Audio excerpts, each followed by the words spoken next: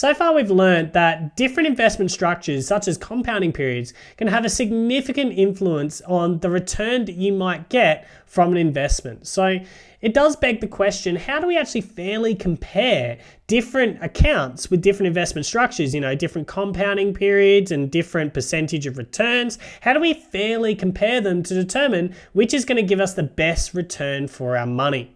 And that's what our learning intention here is today, is to fairly compare accounts with different investment structures. So by the end of this, you should be able to calculate and compare effective rates of interest between investment accounts and able to describe the importance of effective rate of interest in advertisement. So let's get on to what effective rate of interest actually is. So here's the formula for it. Basically, an effective rate of interest calculates a percentage of return that you're effectively going to get on an annual basis. That's basically what it's currently doing, and it sort of levels the playing field on our compounding period. So it effectively tells us what our percentage return is going to be if all things were the same.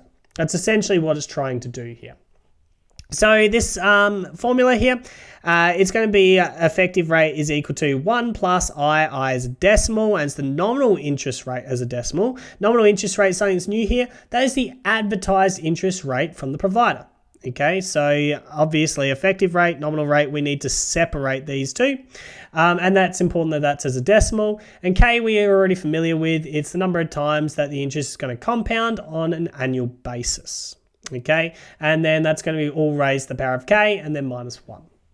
So let's have a look at an example. So let's say Jared is deciding between two investment accounts. All right, we've got Bank A that's offering 5% per annum, compounding half yearly. We've got Bank B that's offering 4.98% per annum. So immediately the percentage looks worse, but it's compounding monthly. So that looks better. So how do we actually fairly compare these two accounts and decide where Jared should actually invest his money? So that's where the effective rate comes in. So we're going to start with the formula here. We'll have a look at also how we can do this in our graphics calculator, which can be quite quick. But let's start with the formula. So Bank A here.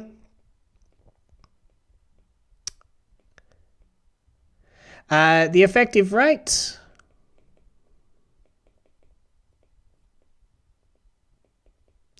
It's going to be equal to 1 plus his interest rate of 0.05 because we've got to represent that as a decimal because it's in the formula.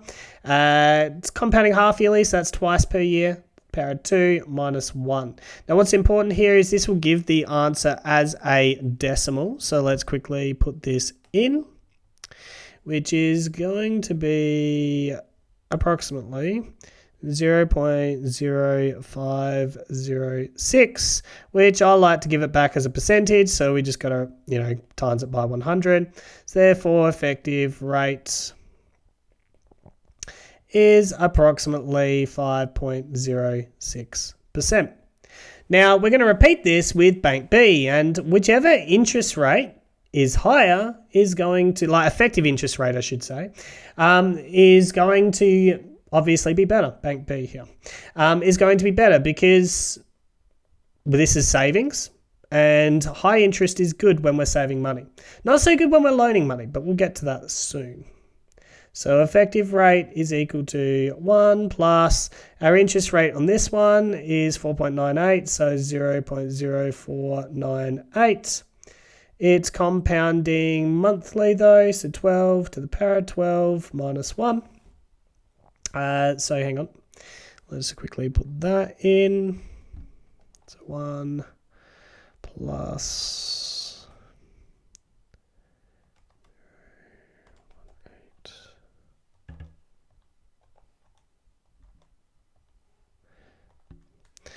All right, so that'll give us approximately 0.050. That'll actually round up. So to 10. So therefore, effective rate it's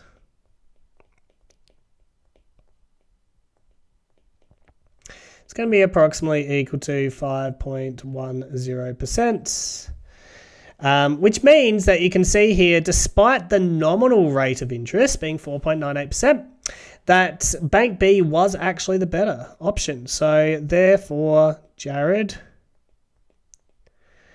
should choose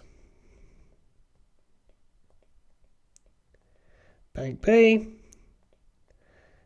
as it's got the higher effective interest rate, is what you could write, but we've answered the question here. So you can see here that this is really important when you're comparing these accounts, because in advertisement, this could be really, really confusing to work out which one of these accounts is actually going to provide the best return.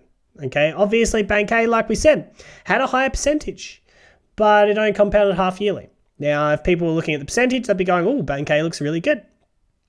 But it's actually not as good.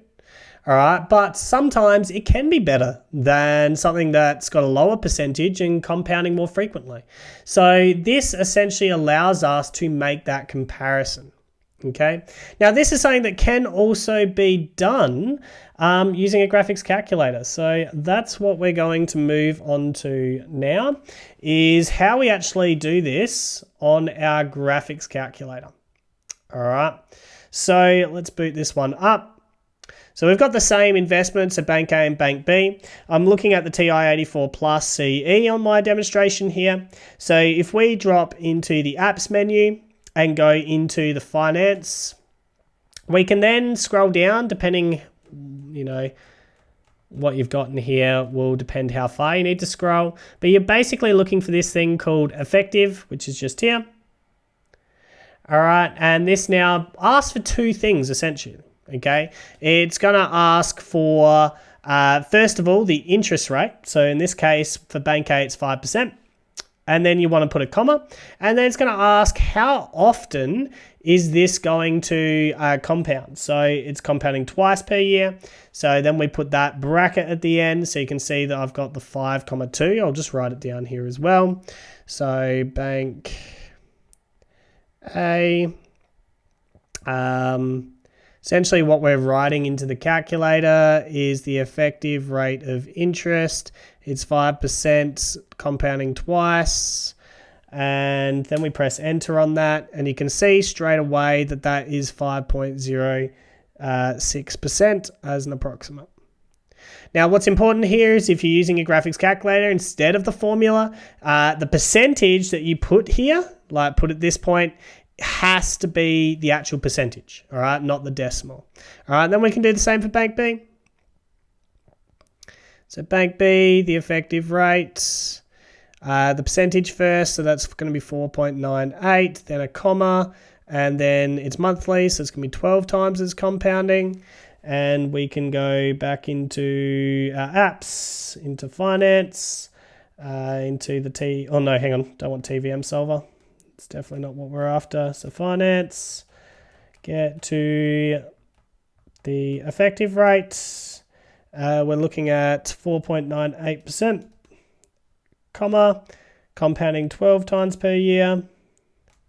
And you can see here that it rounds to 5.10%, which is what our formula's found. So I guess I probably should answer the question, which is better to use? Well, the formula is useful, certainly has its uses, and you might, like for my students, you might get asked in a question to use the formula particularly, but if you've given an exam question where I asked you to calculate the effective rate of interest and it's given you like 1 mark to calculate it, obviously you can just put it into your calculator. All right, so I would just show the working out, probably something like this, just so they know how you actually calculated it.